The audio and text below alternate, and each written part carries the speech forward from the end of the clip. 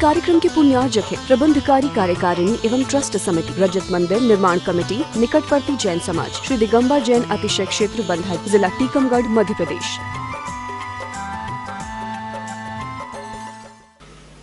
नमो अरिहन्ताणं,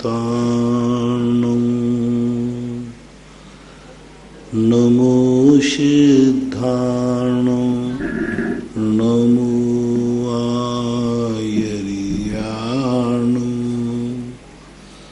नमो वज्रायाणं, नमो लोये सौशाऊणं।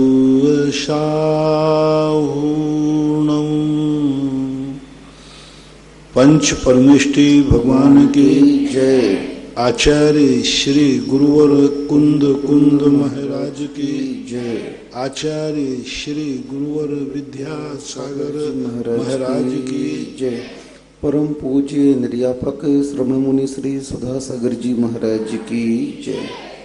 ब्रह्मचारी कमलेश जी कक्क जबलपुर, गुरुवन नमोस्तु। महाराज जी की जिज्ञासा है, सम्मूर्छन मनुष्य को किस आयु का बंध होता है?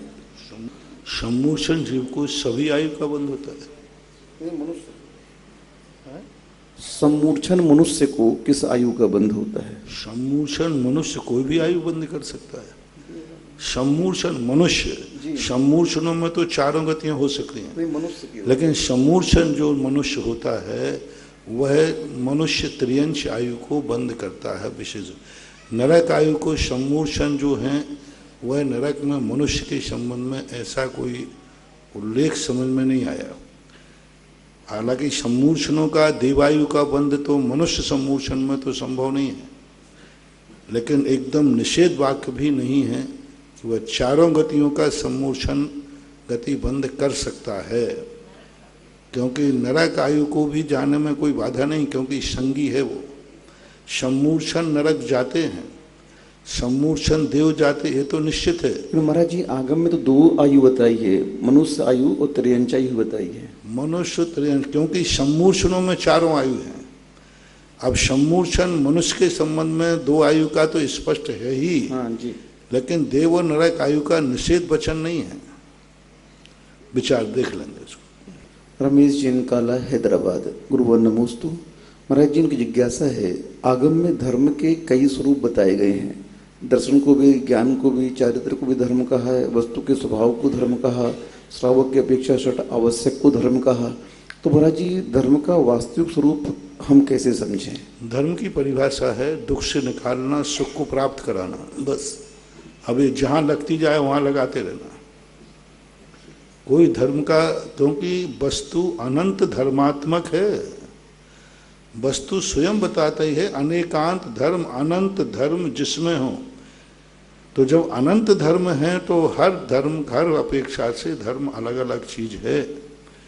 जब समूचा धर्म आता है तो सबको एक अंतिम धर्म को समूचा कह देते हैं। धर्म कोई एक प्रकार का धर्म नहीं होता। जितने गुण हैं, जितने द्रव्य हैं, जितनी पर्याय हैं, सबका धर्म अलग अलग है। बत्थु सहावो धम्मो, पूज्यवर कार्तिकेय स्वामी। बत्थु सहावो धम्म की व्याख्या टीकाकार ने की। कोई धर्म का अर्थ क्या है? दुश्मन का धर्म क्या है? बुरा विचारना। बिच्छू का स्वभाव क्या है? डंक मारना। पापी का स्वभाव है पाप करना। क्रोधी का स्वभाव है क्रोध करना। जहर का स्वभाव क्या है? मारना। संसार में जितनी वस्तुएं हैं, हर वस्तु का अपना कोई स्वभाव होता है, वही उसका धर्म होता है। ये तो हुआ स्वसापेक्ष धर्म। स्वसापेक्ष धर्म, जितनी पर्याय हैं उनका धर्म बिल्कुल एक एक पर्याय का भिन्न है। राग का भिन्न, राग पर्याय का धर्म क्या है? बंद कराना। राग द्वेष का धर्म स्वभाव क्या है? बंद कराना। वो हो ही नहीं सकता। नारकी का स्वभाव क्या है? लड़ना भिड़ना। तो ये स्वभाव कहलाते, वस्तुगत स्वभाव कहलाते। अब व्यक्तिगत स्वभाव और पारमार्थिक स्वभाव, तीन भेद करो। बत्थु सहावो धम्मो, ये कोई धार्मिक स्वभाव नहीं है, व्यक्तिगत स्वभाव नहीं है, ये सृष्टि का स्वभाव है। ये तुम्हारा हमारा नहीं है, हर व्यक्ति का भिन्न भिन्न है। बद्धु स्वभाव धर्म का अर्थ भिन्न भिन्न सब। आँख का स्वभाव अलग है, कान का स्वभाव अलग है, पैर का स्वभाव अलग है, एक एक चीज का स्वभाव है। अब व्यक्तिगत जो धर्म होता है वो सबके अलग अलग होते हैं। वह किस समस्या से दुखी है, वह किस समस्या से परेशान है, उस समस्या से निजात जो दिला दे और सुख को प्राप्त करा दे, वही धर्म है, व्यक्तिगत धर्म है। अब पारमार्थिक धर्म जो है, पारमार्थिक धर्म के दो रूप कहे, एक कारण रूप धर्म और एक कार्य रूप धर्म। कारण रूप जो धर्म होते हैं जिससे हम धर्म तक पहुंचते हैं उसको कारण धर्म कहते हैं, वो अनेक प्रकार का होता है। और एक कार्यभूत धर्म होता है जो वास्तविक रूप से परम पारणामिक भाव कहते हैं, जिसे शुद्ध टंकोत्कीर्ण जाते, जिसे जिसके बाद फिर कोई परिवर्तन नहीं है, जिसके बाद कोई उत्थान नहीं, जो चंतिम चरम रूप से जो सुख होता है उसको पारमार्थिक सुख बोलते हैं, हम धर्म बोलते हैं। इसलिए धर्म को पहले हमें सापेक्ष करना पड़ेगा। तुम किसका धर्म समझना चाहते हो, सृष्टि का, नारकी का, किसका है, वो तो आपको टाइटल देना नहीं, मुझे पारमार्थिक धर्म समझना है। तो पारमार्थिक धर्म जो है, जो मात्र समस्त कारणों से ऊपर होकर, शुद्ध उपयोग भी पारमार्थिक धर्म नहीं है, वो पारमार्थिक धर्म को पहुंचाने वाला साधन है। शुद्ध उपयोग तो पर्याय है, शुद्ध उपयोग तो क्षणिक है, शुद्ध उपयोग के एक अंतर में विलीन हो जाता है।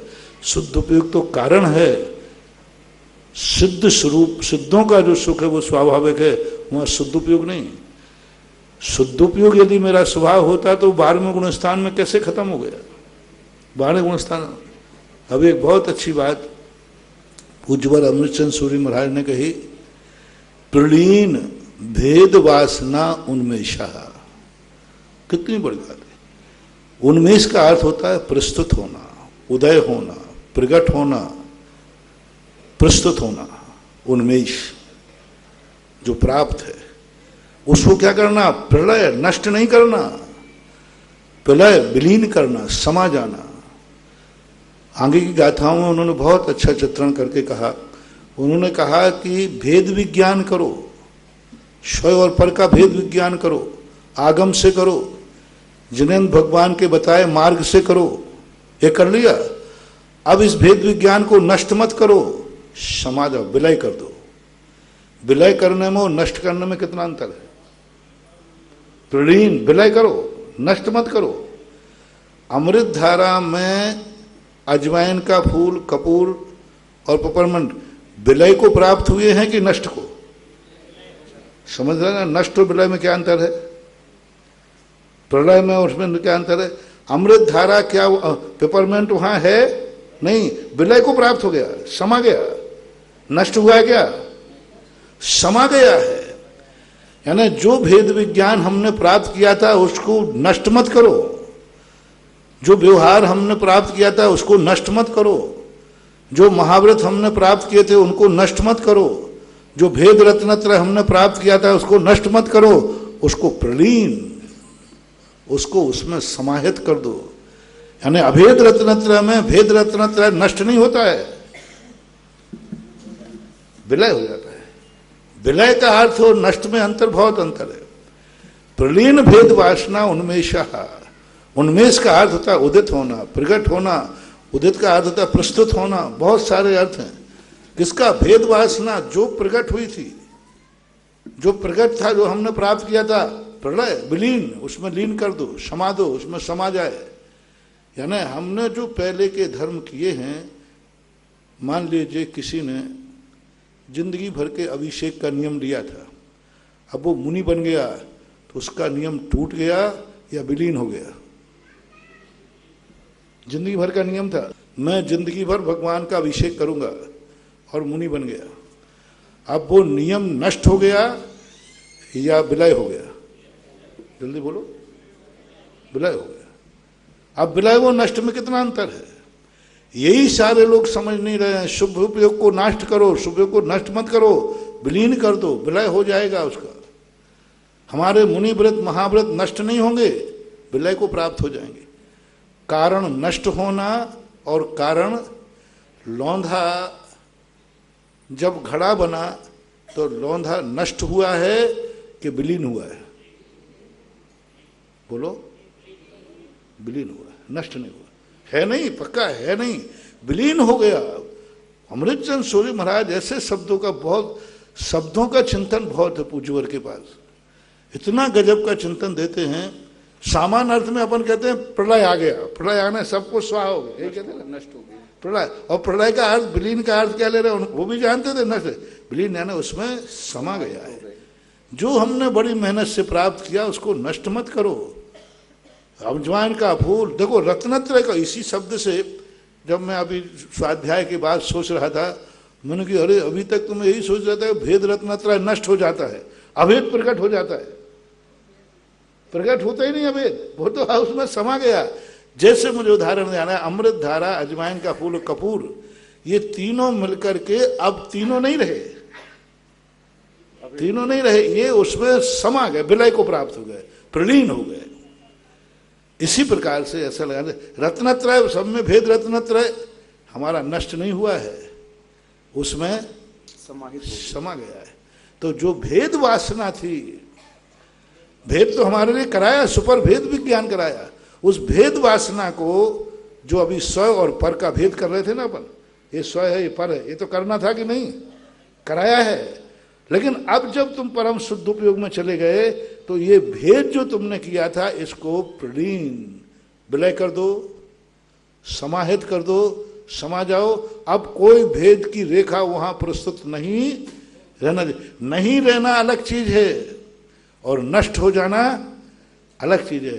व्यवहार की भाषा में अपन नष्ट बोल देते हैं कि नष्ट हो गया, ऐसा मानना चाहिए।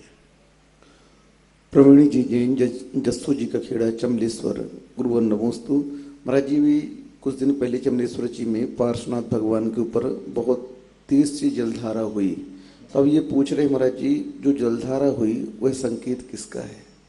कल बता दिया था, कल पूछा था मैंने, कल प्रकाश जी ने पूछा था, मैंने अच्छी तरह बता दिया।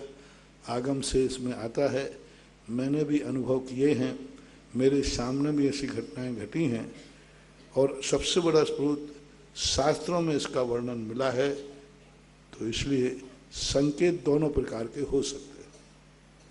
अनिल जैन इंदौर, गुरुवर नमोस्तु। महाराज जी कह रहे हैं कि हमारे घर में कुछ दिन पहले तड़तड़ाती बिजली घुसी और वह सीढ़ी के पास, घर का चक्कर लगा करके सीढ़ी के पास समाप्त हो गई।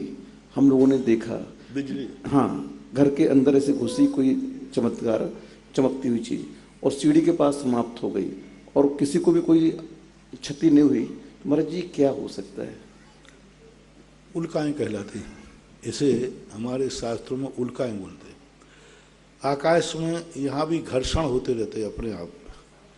कभी कभी कोई घर्षण इतना तीव्र हो जाता है कि वो बिजली का रूप ले लेता है, और कोई भी चीज़ घर्षण होगी तो जो उससे टूटेगी वो गतिमान होती है तेज के साथ। तो विलय को आकाश में अपन कई बार देखते हैं, देखते देखते तारा टूट जाते हैं, अपन बोलते तारा टूट गया।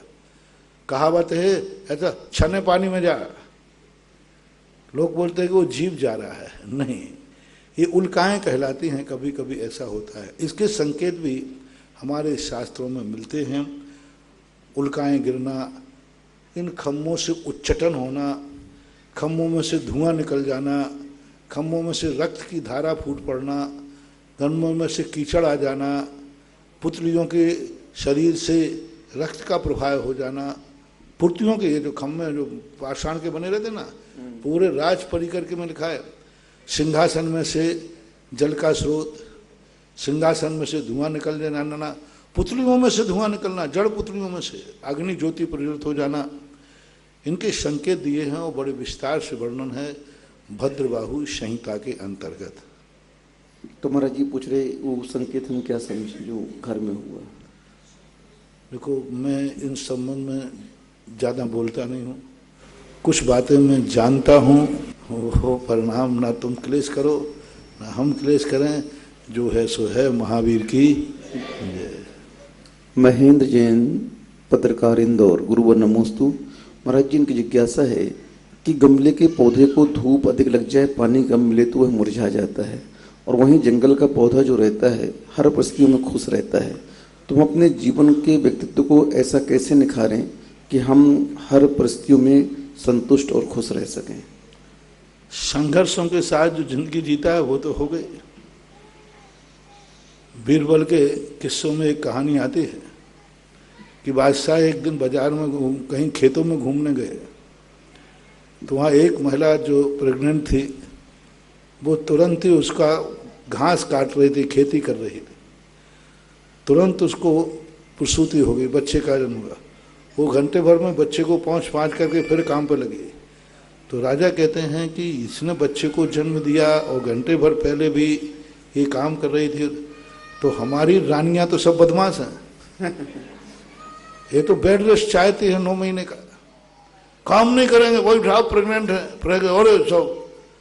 जब ये भी नारी है वो भी नारी है, और राजा तो आप सन की होते, उन्होंने जाके कहा हटा दो सब नौकर, ये सब रानियां बदमाश है। सब नौकर हटा दिए, रोटी पानी सब नौकर हटा दिए।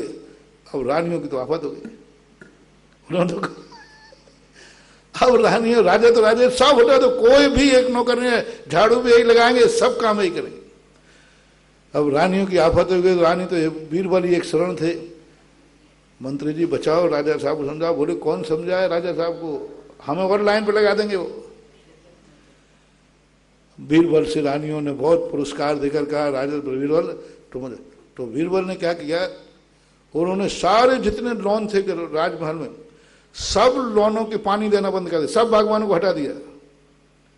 अब राजा घूमने गए, बोले बीरबल ये क्या बात है, ये सारे लॉन सूख रहे, ये गमला सूख गया। बोले राजा साहब ये जो लॉन के पौधे हैं ना ये सब बदमाश मक्कार है। बोले क्यों? बोले साहब देखो जंगल में ये पेड़ हरिया रहे हैं, इनको कोई पानी नहीं दे रहा है, कोई माली नहीं है, वे जब हरिया रहे ये पेड़ क्यों नहीं आ रहा, ये सब बदमाश हो गए इसलिए हमने सब हटा दिया। राजा कहते तुम्हें इतनी अक्ल नहीं है कि वे जंगल के पेड़ हैं, गमले के पेड़ हैं। बोले राजा साहब इसी प्रकार वो मजदूरन है और ये रानी साहब हैं, आप भी तो सोचे।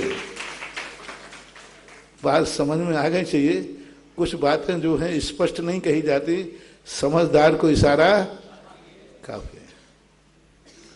शिवरार्थी आयुष जैन बमोरिया, गोटेगांव, गुरुवर नमोस्तु। महाराज जी की जिज्ञासा है कि राई और नमक को मिलाने पर क्या दो दल हो जाता है?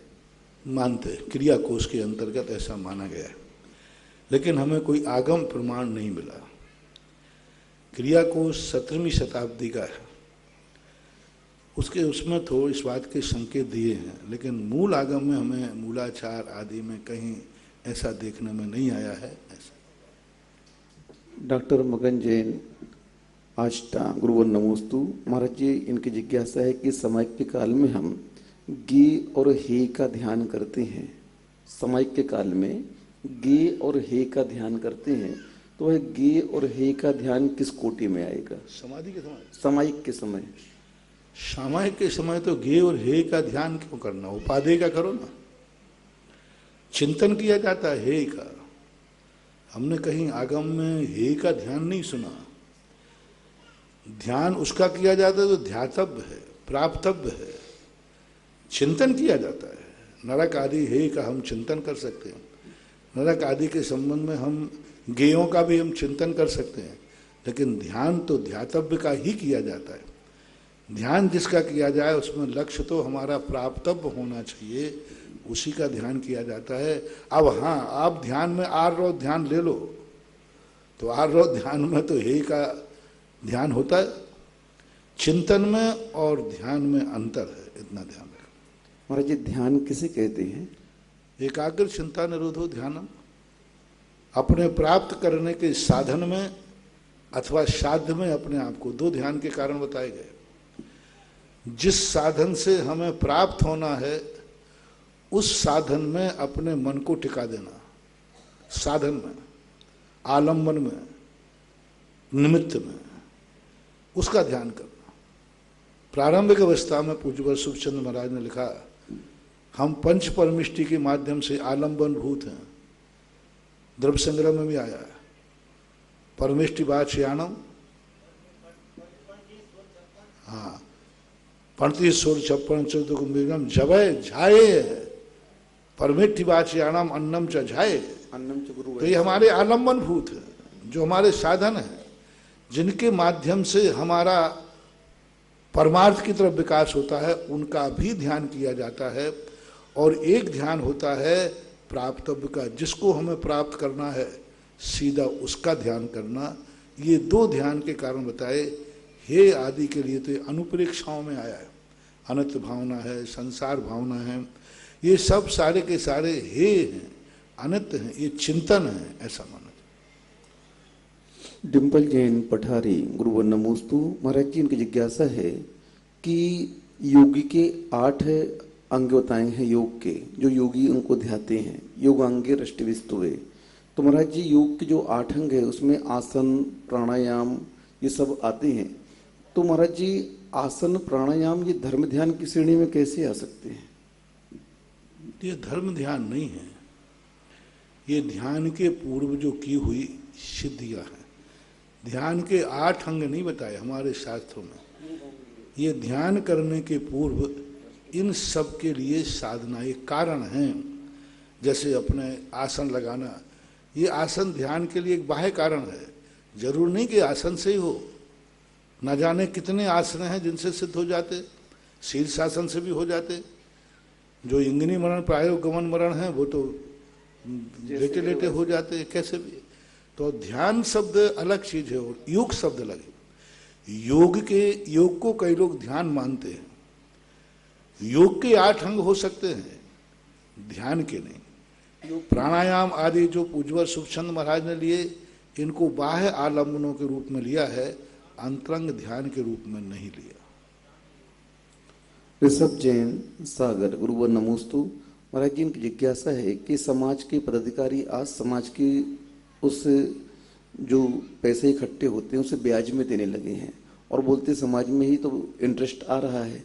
तो महाराज जी इस प्रकार से कहाँ तक उचित है? ये सामाजिक व्यवस्था है, इसमें किसी को इंटरफियर नहीं करना चाहिए। ये जो कमेटियां होती हैं, समाज होती है, वो बैठ कर के निर्णय लेती है। कभी कभी समाज का पैसा रखा है, उसको बैंक में एफडी बना दी, ब्याज आएगा। किसी को विश्वसनीय को ब्याज पे दे दिया, तो ये सामाजिक व्यवस्थाएं हैं। और वहाँ के जो समाज, हाँ व्यक्तिगत कोई ये कार्य करता है तो दोष है, पूरी समाज निर्णय लेके करती है तो इसके लिए हम ना तो निषेध कर सकते हैं ना विधान कर सकते। सामाजिक व्यवस्थाओं को सामाजिक व्यवस्थाएं ही रहने दिया जाए, उसमें साधु संत दखल न दे तो ही अच्छा है।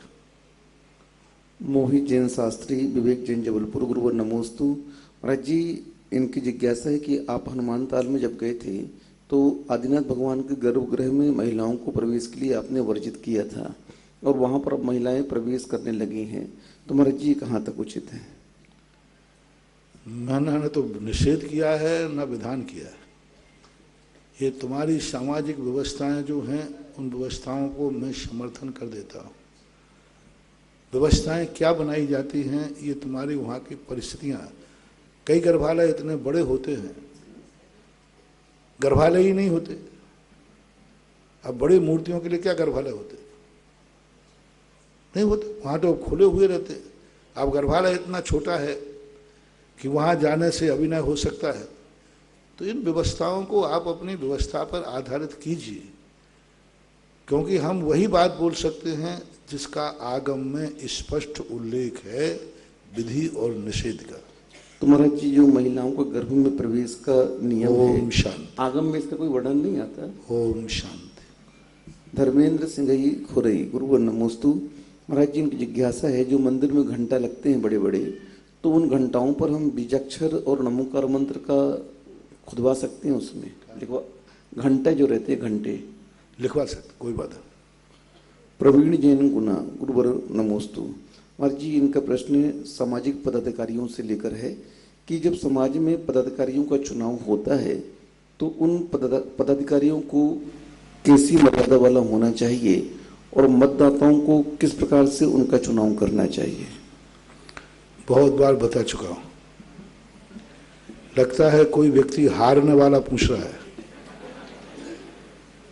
जो चुनाव में उसको हारना निश्चित है, क्योंकि कोई उसको वोट देगा नहीं, तो वो सोच रहा है कि कोई महाराज जी ऐसा बोल दे मैं, तो बात अलग है। क्योंकि ऐसे प्रश्न प्रायः कसायों से भरे हुए रहते हैं, शाम बुद्धि से नहीं पूछे जाते। और मैं प्रवचनों में कई बार बता चुका हूं, और उनको अनुकरण करना चाहिए। व्यक्तिगत प्रश्न देने पर जहाँ से पूछा जा रहा है उसका नाम भी है, गांव का नाम भी है, तो वहाँ जाकर के विषमवाद की स्थिति बनती है। ऐसी चीज़ें किसी नाम से उत्तर में न दे करके बिना नाम के सार्वजनिक उपदेश दे दिए जाते हैं, और मैं कई बार दे चुका हूँ। मेरे परिवार की ओर से और सतना जैन समाज की ओर से मुनिश्री के चरणों में 12 बार नमोस्तु नमोस्तु नमोस्तु। महाराज श्री, मेरी जिज्ञासा ये है कि शुक्ल ध्यान के जो 4 भेद बताए हैं उनमें प्रत्येक का क्रम बताया, तो काय योग और अयोग से उन शुक्ल ध्यान को कैसे घटित करें? कि काय योग से शुक्ल ध्यान जो तीसरा बताया और अयोग से बताया, तो उसको घटित कैसे करें? वहाँ तीसरा शुक्ल ध्यान जो होता है, 13वें गुणस्थान का जब अंतर्मुहूर्त शेष रहता है, उस समय बादर काय योग को, बादर वचन योग को और बादर मनोयोग को, तीनों को वो सूक्ष्म करते हैं। और सूक्ष्म करने के बाद वचन योग और मनोयोग को नष्ट कर देते हैं। मात्र सूक्ष्म काय योग में स्थित होकर के, सूक्ष्म काय योग से ध्यान नहीं होता है, योग से ध्यान नहीं होता। पहला एक निर्णय करें, योग निरोध से ध्यान होता है, योग से ध्यान नहीं होता। योग को मंद किया जाता है। योग में स्थित सूक्ष्म काय योग में स्थित होकर के सूक्ष्म क्रिया प्रतिपाती ध्यान को ध्याते हैं, और वो अयोग में ध्याते। तो योग कोई कारण थोड़ी ना है। उस समय वो ध्यान दे रहे हैं, ध्यान को ध्या रहे हैं, उस समय कौन सा योग है?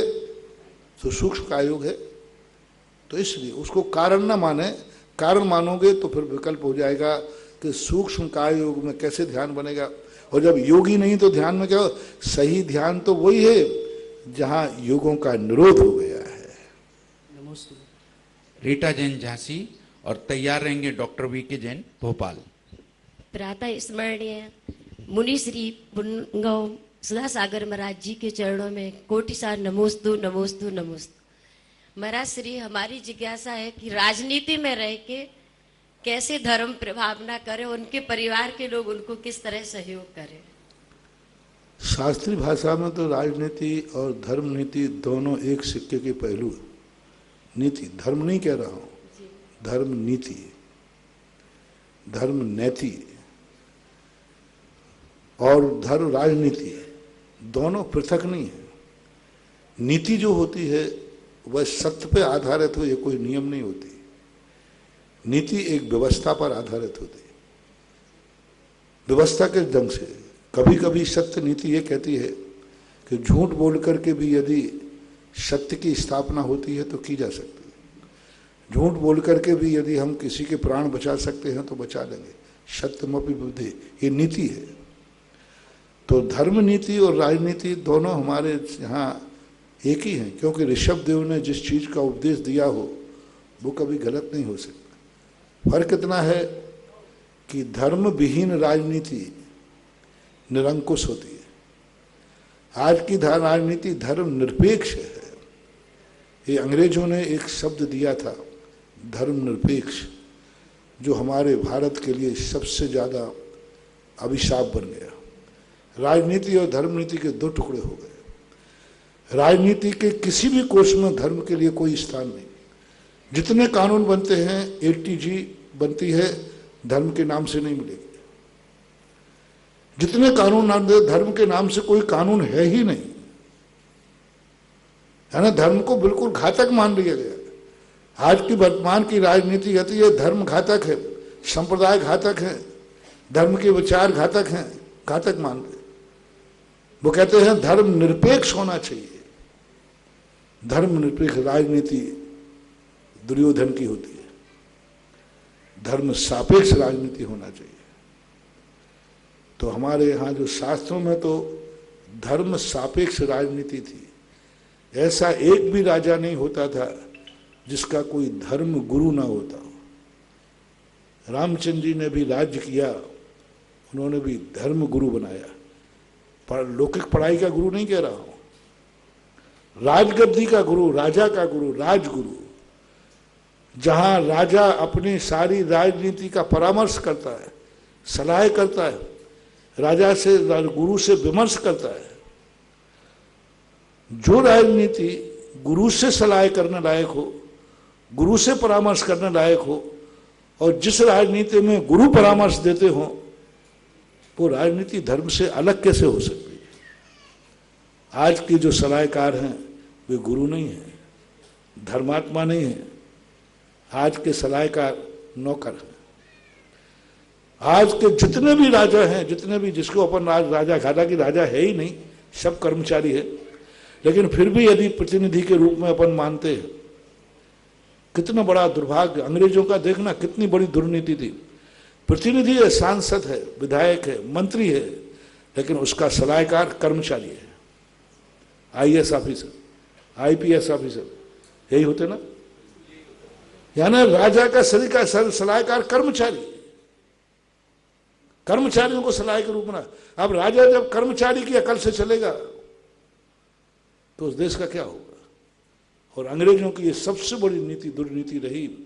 हमारे राजा पहले कर्मचारी के अधीन नहीं थे, अपने से बड़े से सलाह लेते थे, गुरु से, जो राजा से भी बड़ा है, राजा के लिए भी सम्माननीय है। राज दरबार में आते ही राजा जिसका स्वागत करने दरबारी पर जाता था, सलाह उससे दी जाती। और आज नेता राजा है, राजा है, और वो राजा कर्मचारी से सलाह ले रहा है, उसके सलाहकार कर्मचारी है। अब कर्मचारी से अकल से चलेगा तो आज की राजनीति में अंग्रेज चले गए, लेकिन अंग्रेजों के संस्कार आज भी हैं, बहुत सारे कानून आज भी वही चल रहे हैं। इसलिए आज की राजनीति में तो हम नहीं कह सकते, फिर भी हर राजनेता को अपना आचार और विचार साथ रखना चाहिए, जितना बनता है उतना करना चाहिए, लेकिन भले ही, लेकिन अच्छे लोगों को राजनीति जरूर करना चाहिए, ये तो सलाह मैं दूंगा। क्योंकि मुझे शिवा खेड़े की वो बात याद आती है, देश इसलिए बर्बाद नहीं है कि यहाँ पर गद्दार लोग हैं, बदमाश लोग हैं, देश इसलिए बर्बाद है कि अच्छे लोग चुप बैठे हैं। आज इसलिए अच्छे लोग राजनीति में नहीं आते। अच्छे लोग कहते कौन झंझट में पड़े, कौन उसमें पड़े, इसलिए जाकर के देश की खराबी है। और अच्छे लोग नहीं आएंगे तो फिर बुरों का राज्य रहेगा ही।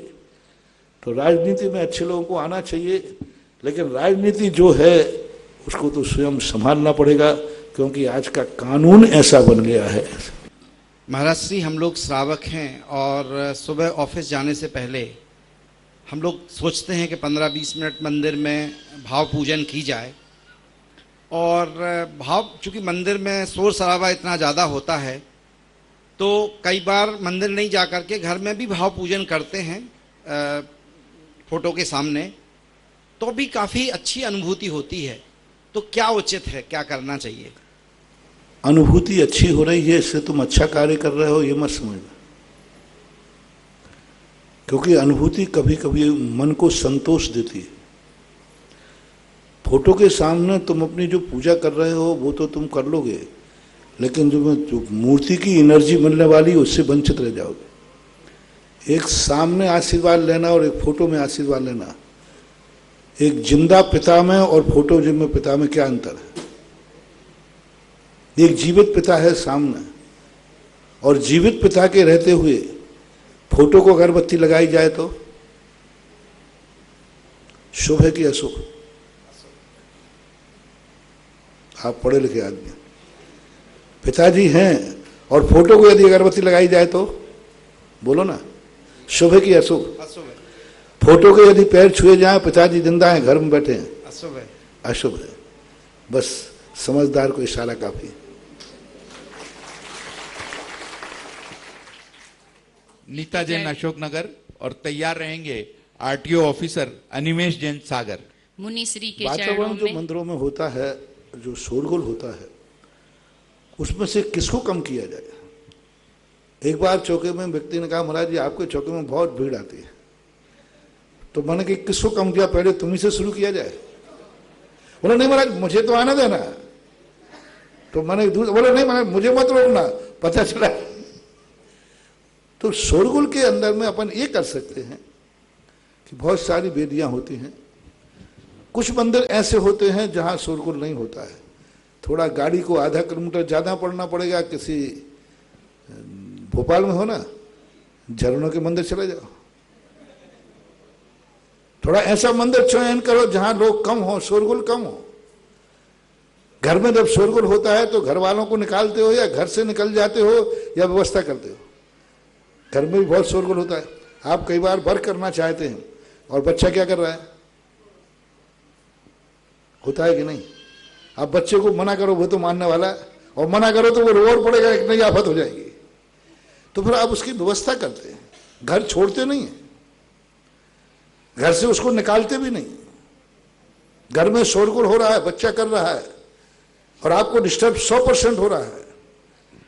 शांति इसी में है कि घर से निकल जाओ। शांति इसी में है कि फीलिंग अच्छी है कि उसको घर से निकाल दो। लेकिन तुम दोनों नहीं करोगे। क्या करोगे? एडजस्ट, व्यवस्था करोगे कि किस प्रकार से इसका काम भी हो जाए और मेरा भी काम हो जाए। तो थोड़ा टाइम को भी आगे पीछे किया जा सकता है। थोड़ा और जल्दी जाएं, 15 मिनट थोड़ा निद्रा का भंग करें। थोड़ा और जल्दी जाएं, जब लोग कम पहुंच पाए उससे पहले पहुंच जाएं, और थोड़ा जल्दी जाएं। और यह स्थान कोई ऐसा चुने, लेकिन मूर्ति के स्थान पर फोटो लाना नहीं। मूर्ति एनर्जिस्ट है, प्रतिष्ठित है, सूर्य मंत्र है। वो साक्षात भगवान की मूर्ति नहीं है, साक्षात भगवान है, साक्षात भगवान। उसमें मंत्रों की स्थापना हुई। वही मूर्ति जब प्रतिष्ठित नहीं होती जमीन पर पड़ी रहती है, पैर रखे रहते हैं, लोग बनाते हैं। लेकिन जब प्रतिष्ठा हो जाती है तो अपन उसको अभिनय नहीं करते, उच्चासन पर कुछ ना कुछ तो आ गया उसमें जो आज हम उसकी अभिनय नहीं करते। थोड़ा अभिनय हो जाए तो आत्मा कांप जाती है, और आप अभिनय हो जाए तो उसका प्रायश्चित लिखा है, और बिना प्रतिष्ठा के टूट जाए तो। आज भगवान की मूर्ति के अभिषेक के लिए अपन अभिषेक करते हैं आप लोग, क्यों ना फोटो का अभिषेक कर लिया जाए? वो भी तो भगवान की फोटो है। दूसरा बहुत सरल उदाहरण दे रहा हूं। भगवान की मूर्ति को आप कैसे छूते? नहा धो करके कि बिना नहाए? सभी बोलो। शुद्ध कपड़े पहन करना, और उन्हीं भगवान की फोटो बोलो। जेब में रखी है कि नहीं? जेब कैसा है, शुद्ध कि अशुद्ध? दूसरे भगवान के वही भगवान, उन्हीं भगवानों की फोटो अशुद्धि है। आपके घरों में देखिए, उन्हीं भगवान का जब महिला कोई अशुद्धि में होती है, भगवान का दर्शन नहीं करती, मंदिर नहीं आती, और घर में उसी भगवान की फोटो लगी है, तो उन्हीं भगवान की फोटो लगी है, तो क्या वो भी दर्शन नहीं करती? वो तो दिखती है। भगवान वही, मंदिर नहीं जाएगी, भगवान के दर्शन नहीं करेगी, महाराज के दर्शन नहीं करेगी, लेकिन उन्हीं की फोटो मंदिर घर में लगी है तो दर्शन करते हैं। भगवान की फोटो लगी, उसी के नीचे आप बैठते हैं अशुद्ध कपड़ों में, और भगवान की मूर्ति के सामने आप ऐसा नहीं करते। कितना अंतर है। भगवान की मूर्ति छूने के लिए हमें शुद्ध धोती दुपट्टा पहनना जरूरी है, नहाना जरूरी है, शुद्धि से जाना जरूरी है। उन्हीं भगवान की फोटो हम अशुद्धि में भी जेब में रखे रहते हैं। उन्हीं भगवान की फोटो मोबाइल में रहती है। अब मोबाइल कहाँ कहाँ जाता है सब मालूम, सब जाए। तो फोटो में भगवान की मूर्ति में बहुत अंतर। महानुभाव, कितनी भी शांति मिले, कितनी भी शांति मिले, कितना भी स्वर्गल हो, लेकिन पूजा तो भगवान के सामने ही होना चाहिए। और कितनी भी शांति मिले, भगवान के रहते हुए फोटो की पूजा नहीं, पिताजी के रहते हुए फोटो की पूजा नहीं। हाँ, पिताजी के मरने के बाद अब क्या है, मजबूरी का नाम महात्मा गांधी। नमोस्तु मुनिश्री। मेरे और मेरे परिवार का कोटि सा नमोस्तु नमोस्तु नमोस्तु। मुनिश्री, आज हमारे दोनों बेटे जॉब पर हैं, तो उनके लिए कैसे वो अपने धर्म को सुरक्षित रखें और धर्म मार्ग पर बढ़ते रहें, यही उनके लिए हमारे यहाँ थोड़ा जॉब सा का कोई उपदेश ही नहीं मिल रहा, मैं उपदेश क्या दूं? क्योंकि मैं वही उपदेश दे सकता हूं जो हमारे पूर्वजों ने दिया। ऋषभ देव ने आजीविका के सारे साधन बताए, लेकिन नौकरी नहीं बताई।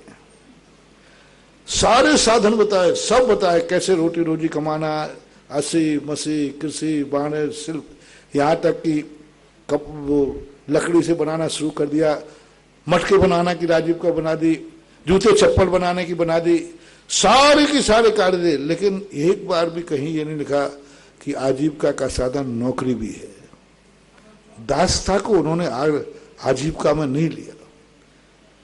दासता को ना तो दासता करने का विधान लिखा है, ना दासता करवाने का विधान लिखा। जब 10 प्रकार के परिग्रहों की बात आई तो उसमें दासी दास को परिग्रह में रख दिया। दास व्यापार को परिग्रह में नहीं रखा,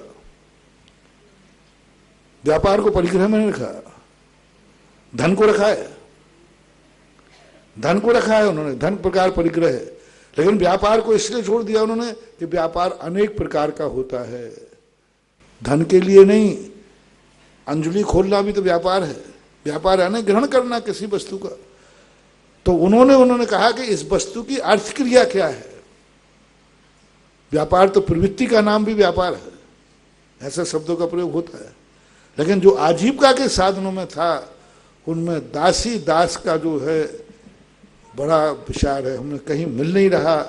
बहुत सारे लोग ऐसा पूछते हैं। 2 प्रसंग मुझे नहीं मिल रहे हैं, एक तो जैनी के छोरा को नौकरी कराना और दूसरा महिलाओं को नौकरी कराने के क्या व्यवस्था है, कैसे समझाऊं, मुझे आगे में मिल ही नहीं रहा है। निर्यापक मुनि श्रमण मुनिपुंगा 108 सुधा सागर जी के चरणों में मेरे परिवार और ईश्वर भारत जैन समाज की ओर से बारंबार नमोस्तु। महाराज श्री, मेरा प्रश्न है कि प्रशासनिक कर्तव्य और धार्मिक कर्तव्य, इन दोनों में सामंजस्य कैसे बैठाया जाए? मैंने अभी कहा था ना, शासनिक प्रशासनिक ये 2 चीजें। शासन के अंडर में रहता है प्रशासन। शासन और प्रशासन, शासन एक राजा है, शासन एक राष्ट्र है, शासन एक राजनीति है, प्रशासन उसका सहयोगी है। प्रशासन कानून नहीं बनाता, कानून शासन बनाता है। प्रशासन कानून का पालन करता है, पालन करवाता है। तो जब प्रशासन की बात आती है तो प्रशासन का मुख्य कर्तव्य होता है कि वो कानून को कितना फॉलो कर पा रहा है, कानून को कितना अपने आप में ऐसा सर्वहितकारी बना पा रहा है। क्योंकि कानून अपने हाथ में, जिसके हाथ में आ जाता है, वह व्यक्ति के मन में अहंकार बहुत जल्दी आता है। कानून को पालन कराने वाला व्यक्ति ज़्यादा समाज का शोषण कर सकता है। तो उसको यही देखना है कि मुझे कानून का पालन करवाना है। अब कानून के पालन करवाते समय राजा को भी हानि ना हो और जिसके ऊपर लागू किया जा रहा है उसका भी नुकसान ना हो। क्योंकि पालन करवाने के लिए अनुशासन कार्रवाई करना पड़ती है। जिसके ऊपर कानून लागू होता है उससे कठोरता से निपटना पड़ता है, पर कठोरता इतनी ना हो जाए कि उसकी जीवन का समाप्त हो जाए। कई प्रशासनिक लोग अपने जीवन में कई बार ऐसी हानियां कर जाते हैं कि जिसका मुआवजा पीढ़ी दर पीढ़ी को भोगना पड़ता है। तो हमेशा ये देखना चाहिए कि हमें एक पालन करने का मौका मिला है। राष्ट्र का नुकसान हम करेंगे नहीं, लेकिन प्रजा को हम उतना ही ताड़ित करेंगे जितना एक किसान अपने बैल को ताड़ित करता है। एक नीति दी है हमारे यहाँ सोमदेव ने कि अपने अधीनस्थ को, जिस पर हमें अनुशासन चलाना है, कितना ताड़ित करें जितना किसान बैल को करता है। बैल को मारता है, एक लोहे की अरी छुपाता है, उसको छुपाता है, लेकिन प्यार इतना करता है कि उस बैल को खोल दो तो वो लौट करके भागता है कि किसान के घर आ जाता है। इसका अर्थ है कि वो किसान की मार को, ताड़ना को बुरा नहीं माना उसने। किसान का बैल जो छूट जाता है लेकिन वो आता है बाद में लौट करके आता है। तो बस प्रशासन को हमेशा किसान के समान रहना चाहिए। जिनका कानून लागू पड़ाना है उनको ताड़ित भी करना है, नहीं तो ये उद्दंड हो जाएंगे। उनको कहीं कहीं अपना क्रोध भी व्यक्त करना है, नहीं तो ये अनुशासनहीन हो जाएंगे। लेकिन उनको प्यार भी इतना देना है कि वे ताड़ित होकर के भी तुम्हारे लिए शासन के कानून को मानने के लिए तत्पर हो जाएं। दुखी भी होंगे लेकिन कानून को मानेंगे भी। दीदी विमलेश दीदी और तैयार रहेंगे आशीष शास्त्री, जबलपुर सांगानेर। महाराज सिर के चरणों में नमन करते हैं। महाराज जी, आचार्य कुंद भगवान ने आश्रव के निरोध के लिए कि क्या करना चाहिए, तो उन्होंने उसका उत्तर दिया है, नादूण आशवाणम असुचित्तम च विपरीय भावंच दुखस्थ कारणंतिये तयो निमित्तम गुणादितेषु। कि आश्रव का निराकरण के लिए उन्होंने कहा आश्रव को अशुचि मानो, विपरीत भाव और दुख का कारण। तो आश्रव दो प्रकार का होता है, पुण्य और पाप।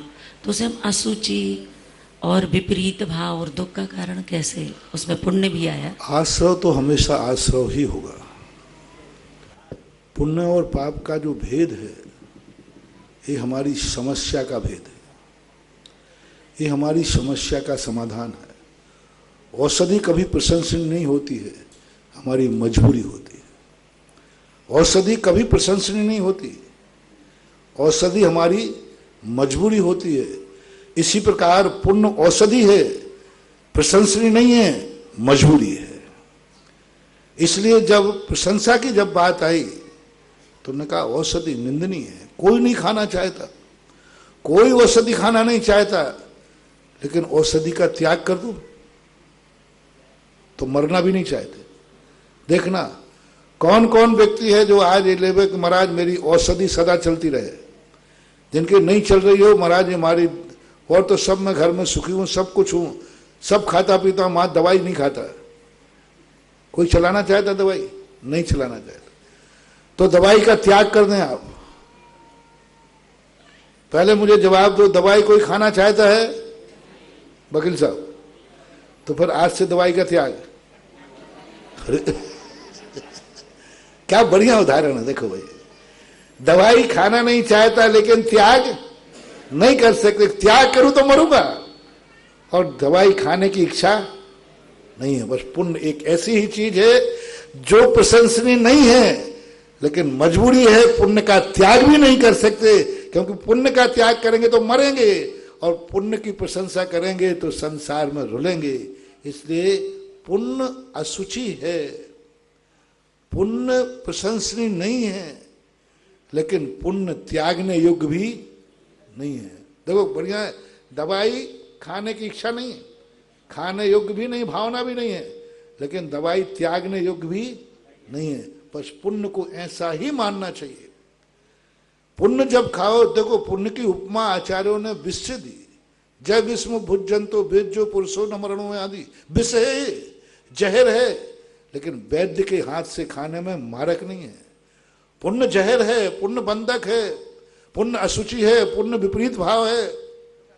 लेकिन पुण्य को यदि त्याग दिया तो मौत निश्चित है। इसलिए जिंदा रहना है, संसार में जिंदा रहना है, तो पुण्य का कभी त्याग मत करना, लेकिन पुण्य को कभी शौक से मत खाना। बदनी मानी धरंता शीलानी तहा तवम चकुबंता परमठ बाहराजे ते अन्नानी पुण्य मिच्छन्ति। जो दवाई खाने की इच्छा कर रहा है उससे बड़ा मूर्ख कौन होगा? कोई ये कहे महाराज मेरी दवाई नहीं छूटे, जिंदगी भर चलती रहे, तो ये मूर्ख है कि ज्ञानी है?